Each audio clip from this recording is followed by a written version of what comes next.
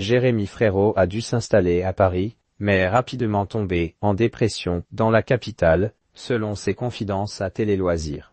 Aujourd'hui, le chanteur de 34 ans n'y habite plus et se porte bien mieux.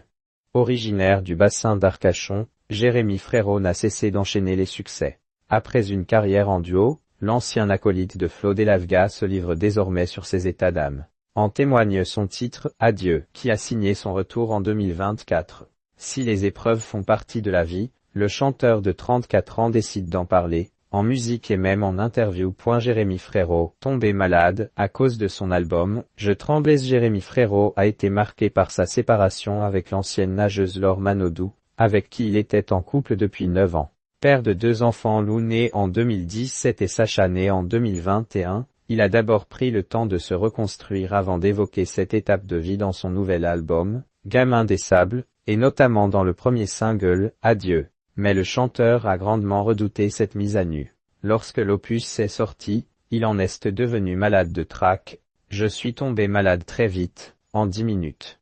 J'ai eu de la fièvre, je tremblais, avait-il confié à Télé Loisirs. Jérémy Frérot en dépression à Paris, où habite-t-il désormais?